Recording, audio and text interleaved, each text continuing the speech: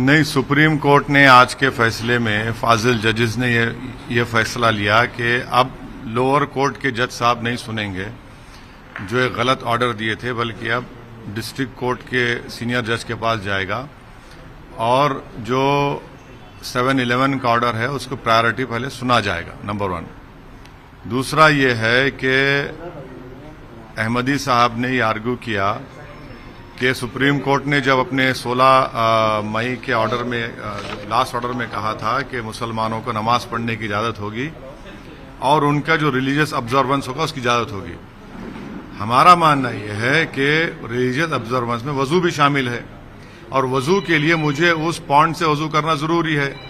District administration दूसरी party को support कर रहा है और मुसलमानों को उस वज़ू से महरूम कर रहा है।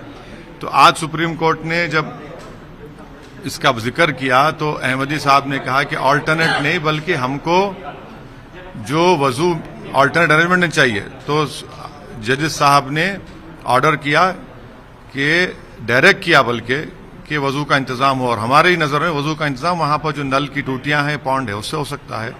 तीसरी बात यह है कि भारत के मुसलमानों में एक एप्रीहेंशन है, एक डर भी है कि जिस तरह बाबरी मस्जिद को उनसे छीना गया, कहीं इसी तरह से और मस्जिद को ना छीना जाए।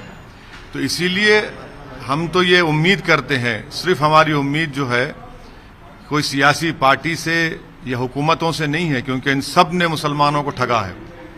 हम ये उम्मीद करते हैं कि सुप्रीम कोर्ट संविधान को सामने रखते हुए, अपने बाबरी मस्जिद के जजमेंट को सामने रखते हुए, 91 के एक्ट को उन्होंने जो भारत के बेसिक स्ट्रक्चर का हिस्सा करार दिया, वो उसको अपहेल्ड करेंगे और जो अंग्रेजी में कहते हैं वॉक द टॉक होगा। और यकीनन आज मैं उम्मीद ये कर रहा था कि सुप्रीम कोर्ट इसी स्टेज पर, वो इनिशियल स्टेज में इसको बोलते हैं ना कि they will nib it in its but, क्योंकि अब आप देख रहे हैं कि अब ज्ञानवापी से जाके अब मथुरा में शुरू हो गया और मुकामात पर डिमांड शुरू हो गए। तो इसीलिए इसको उसी पहले ही स्टेज में इसको खत्म करने की जरूरत है। और लोअर कोर्ट्स को तो समझना चाहिए इस बात को। अगर लोअर कोर्ट्स एंटरटेन करेंगे इसको, तो फिर वो तो सुप्रीम कोर्ट जजमेंट के खिलाफ जा रहे हैं और भारत के पार्लियामेंट में जो एक्ट बना है उसके खिलाफ जा रहे हैं। सर, सुप्रीम देखिए, मेरा शुरू से मेरा ये स्टैंड रहा है कि मैं एनकाउंटर्स के खिलाफ हूं। ये एनकाउंटर नहीं, मर्डर है। चाहे चंद्रबाबू नायडू जब सीएम थे, जब अजीज और आजम का एनकाउंटर हुआ, या यूपी में योगी आदित्यनाथ के सरकार में जो लोगों का एनकाउंटर किया जा रहा है कि गोश्त के स्मगलिंग के नाम पर ले जाकर आसाम में दे दिया, वहां उनका एनकाउंटर हो गया। तीसरा या सोहराबुद्दीन का एनकाउंटर हुआ। चौथा नईम का एनकाउंटर हुआ और पांचवा ये शमशाबाद, और ऐसे जहां कहीं भी एनकाउंटर होता है, बल्कि नॉर्थ ईस्ट में तो सुप्रीम कोर्ट में केस पेंडिंग है। तो एनकाउंटर भारत के रूल ऑफ लॉ को कमजोर करता है।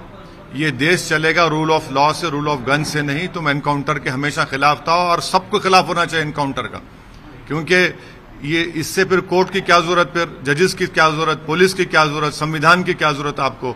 अगर आप उस खाती को सजा दिलाएंगे और उसको जेल में डालेंगे, तभी तो हम में और उन हैवानों में फर्क दिख कर आएगा।